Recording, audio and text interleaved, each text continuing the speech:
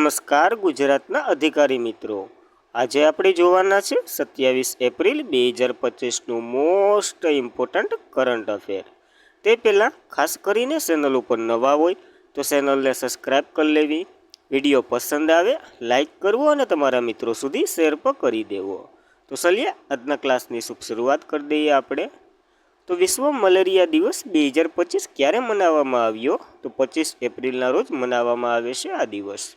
તો 25 એપ્રિલના રોજ ઉજવવામાં આવે છે આ દિવસ, જે દિવસ આપણને જીવનલેલ બીમારી સામે લડાઈ અને એકસાથે જોડવા અને મેલેરિયા મુક્ત વિશ્વને જે ગતિવિધિઓ મેળવવાની તક છે ને એને આપવાની જાગૃતિ મેળવે છે, કાર્ય કરે અને સ્વાસ્થ્ય વિશે માટે લડી દરેક સ્વાસ્થ્ય ફરવાલાયક બનાવે છે। તો ખાસ કરીને આ દિવસનું યાદ રાખવું। ઇતિહાસમાં વાત કરીએ અથવા તો જે એક રિપોર્ટ આવ્યો હતો વર્લ્ડ મેલેરિયા રિપોર્ટ 2024, જે 2023-24 દરમિયાન વૈશ્વિક મેલેરિયા નાબૂદીના પ્રયાસનો નોંધપાત્ર પ્રગતિ જોવા મળી છે। 2022માં જે મેલેરિયા પીડિત દેશોની સંખ્યા 85થી ઘટી અને 83 થઈ ગઈ હતી। તો ખાસ કરીને આપણે વિશ્વનું જોયું। ત્યારબાદ આની થીમની વાત કરીએ તો મેલેરિયાનો અંત અમારી સાથે ફરીથી રોકાણ કરો અને ફરીથી કલ્પના કરો અને ફરીથી પ્રજ્વલિત કરો। ખાસ થીમ બહુ લાંબી છે તો પણ યાદ રાખવી। વર્લ્ડ હેલ્થ ઓર્ગેનાઇઝેશને 2007માં તેની 60મી વર્લ્ડ હેલ્થ એમ્બેસેડર દરમિયાન મેલેરિયા દિવસની સ્થાપના કરી હતી। પહેલો વહેલો તો ક્યારે ઉજવવામાં આવ્યો હોય? 2008માં જ હોય। અને 25 એપ્રિલે આંતરરાષ્ટ્રીય પ્રતિનિધિત્વ દિવસ પણ ઉજવવામાં આવે છે। તો આ બંને દિવસો સાથે યાદ રાખવા આ દિવસો। ત્યારબાદ એપ્રિલના દિવસો જોઈ લઈએ તો 1 એપ્રિલ ઉત્કર્ષ દિવસ એટલે કે ઓડિશાનો સ્થાપના દિવસ। 2 એપ્રિલ વિશ્વ ઓટિઝમ જાગૃત દિવસ।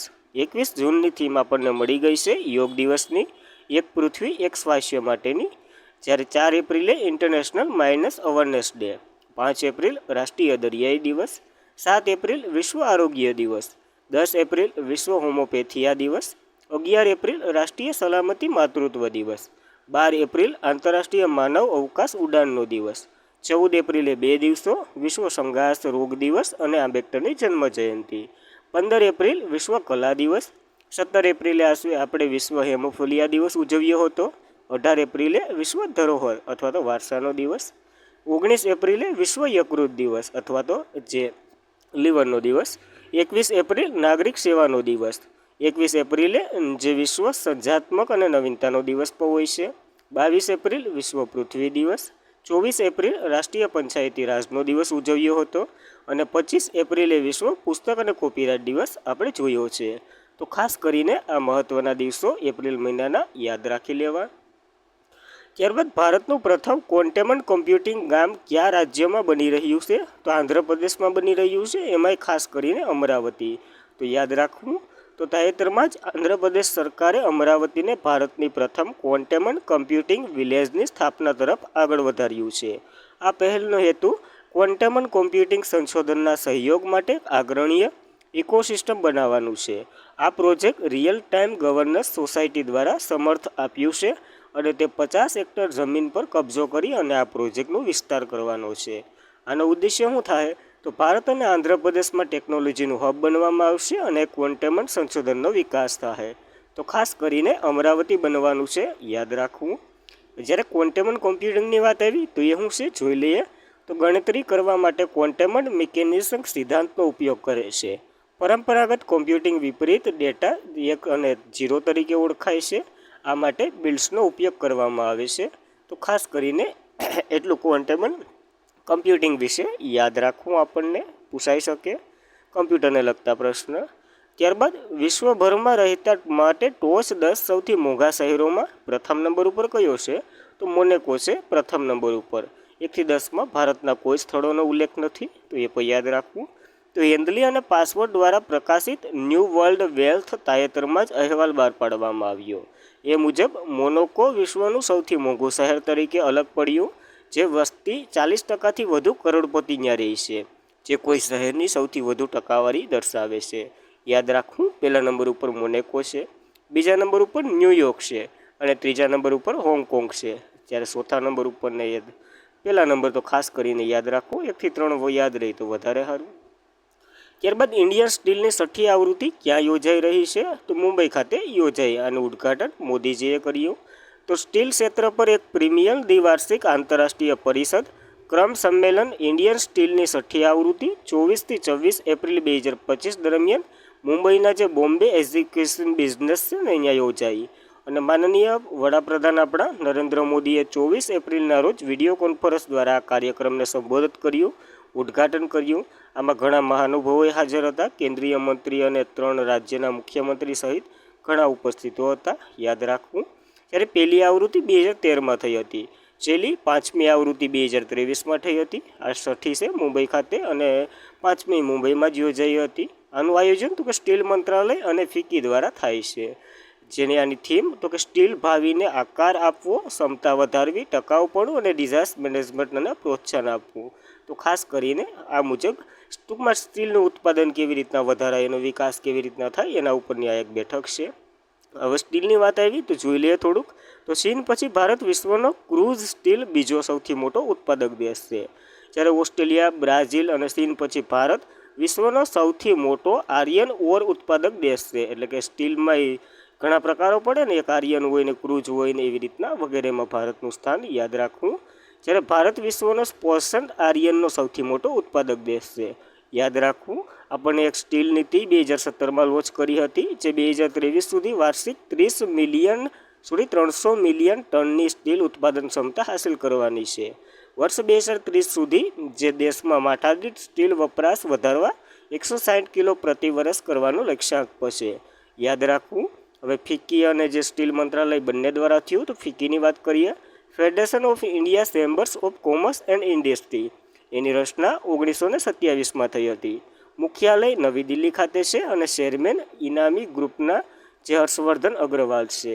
યાદ રાખવી એટલી માહિતી આ સ્ટીલ વિશે.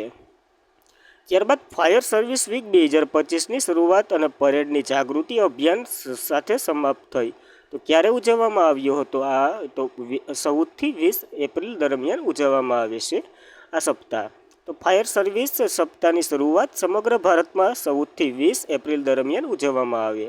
આ સપ્તાહનો હેતુ આગ નિવારણ વિશે જાગૃતિ ફેલાવવાનો છે. આ વર્ષની થીમ એકતાથી પ્રજ્વલિત થાવો અને આગામી સુરક્ષાથી ભારત. તો ખાસ યાદ રાખવી. જે અગ્નિ સલામતી નવીનતમ સાથે સમુદાયને સકોડવી, શિક્ષણ અને તૈયારીનું મહત્ત્વ પર ભાર મૂકે છે. યાદ રાખવું. એક વીક પર આપણે ઉજવ્યું ફાયર સર્વિસ વીક, એટલી માહિતી. જ્યારે આના ઇતિહાસની વાત કરીએ ને, તો ફાયર સર્વિસ વીક 14 એપ્રિલના રોજ મુંબઈના જે વિક્ટોરિયા ડોકમાં રોયલ તેની જહાજ SS ફાટ સ્કાયલમાં 1944માં જે વગેરે વિસ્ફોટ થયો હતો ને, એમાં 66 અગ્નિશામકોને જે ઓલું શું કહેવાય જાન ગુમાવી હતી ને, એને માન આપવા માટે આ ઉજવવામાં આવે છે. તો ખાસ ઇતિહાસ યાદ રહી તો વધારે સારું. ત્યારબાદ ઓલવી ઇમેજિંગ એન્ડ લાઇટ ડિરેક્ટર છે ને, જે ફ્રેન્ચ સન્માન અધિકાર ડ્રેસ લાવોન્ટ ઓર્ડર એન્ડ ટ્રેડ લેટર મળ્યું. એનું નામ જણાવો. તો પાયલ કાપડિયા છે. તમે બધી નામથી વાકેફ જ હશો.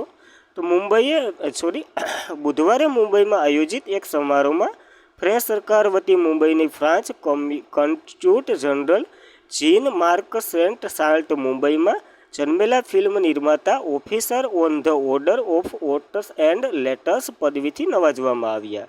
કેને? તો કે પાયલ કાપડિયાને. એનું એક પુસ્તક અથવા તો હા જે ફિલ્મ બહુ સરસામાં છે, all we imaging and the light. ખાસ યાદ રાખવી.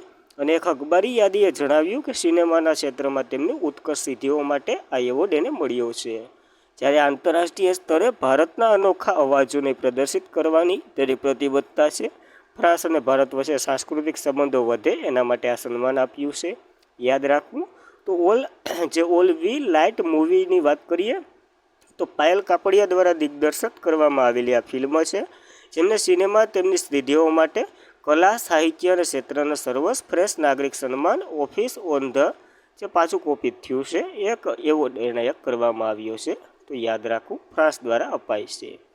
ત્યારબાદ કોની આગાહી મુજબ ભારત ફરી એકવાર વિશ્વની અર્થતંત્રનું નેતૃત્વ કરવા માટે તૈયાર છે? તો ઇન્ડિયન મોનિટરી ફંડે આ શું કહેવાય આગાહી આપી છે. તો ખાસ યાદ રાખવું. કારણ કે આપણે જો PSIનું પેપર જોઈએ તો એમાં આપણે સોલ્યુશન કરવાના છે. PSIનું પેપર જે ટાઈમ મળશે તો એ વિડીયો લઈને આવી. એમાં જો આ ઇન્ટરનેશનલ મોનિટરી ફંડનું ફૂલ ફોર્મ પૂછાઈ ગયું. તો પ્રશ્ન કેવા હતા? જો કે ટૂંકમાં આપણામાંથી જ આવ્યા છે. 30 થી 35 પ્રશ્નો હું લઈને આવવાનો છે પ્રૂફ સાથે. તો તો આંતરરાષ્ટ્રીય નાણાકીય ભંડોળ આગામી 2 વર્ષ સૌથી ઝડપી વિકસિત મુખ્ય અર્થતંત્ર રહેવાનો અંદાજ લગાવ્યો છે. અને ઇન્ટરનેશનલ મોનિટરી ફંડે વર્લ્ડ ઇકોનોમી આઉટલુક એપ્રિલ 2025ના સંસ્કરણ અનુસાર ભારતનું અર્થતંત્ર 2025માં 6.2% અને 2024માં 6.3% દરે વૃદ્ધિ પામશે. આવી અપેક્ષા છે, જે વૈશ્વિક પ્રાદેશિક સંસ્કરણો મુજબની લીડ જાળવી રાખશે. હવે international monetary fund world economy output report અનુસાર 2025-26માં વિશ્વની સૌથી ઝડપી વિકાસ પામતી અર્થતંત્ર છે ભારતની અર્થવ્યવસ્થા. યાદ રાખવું. તો ઇન્ટરનેશનલ મોનિટરી ફંડ વિશે વાત કરીએ, જેની રચના 1 જુલાઈ 1944માં થઈ. 191 સભ્ય છે. છેલ્લે 2024માં લિechtenstein બન્યો હતો. મુખ્ય મથક વોશિંગ્ટન ડીસીમાં છે અને એમડી ક્રિસ્ટાલિયન જોર્જીવા છે. યાદ રાખવું.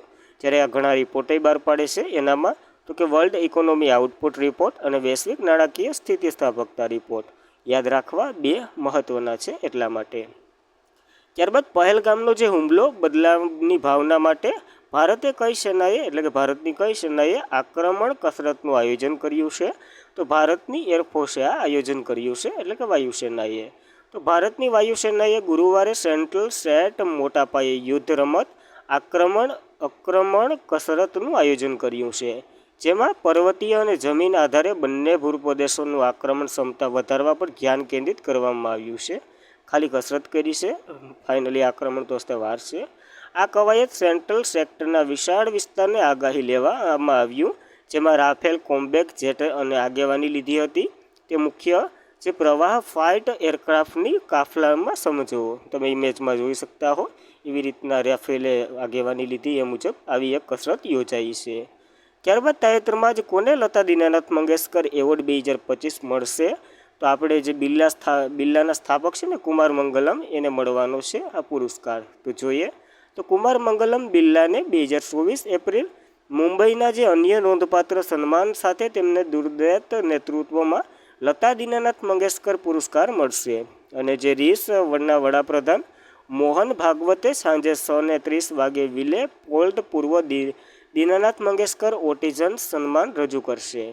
આ 57 વર્ષીય ઉદ્યોગપતિ પદ્મભૂષણથી પહેલાં નવાજવામાં આવી ચૂક્યા છે. આદિત્ય બિરલા ગ્રુપના ચેરમેન છે. ભારતીય વિકાસ ગાથાને આકાર આપવા માટે તેમને જે મહત્વપૂર્ણ ભૂમિકાના બદલામાં આ સન્માન મળવાનું છે. તો ખાસ કરીને યાદ રાખવું આ સન્માન એક. ત્યારબાદ કયા દેશ દ્વારા તાજેતરમાં જ ઇન્ડો પેસિફિકમાં સૌથી મોટો યુદ્ધ અભ્યાસનું આયોજન કરવામાં આવ્યું છે?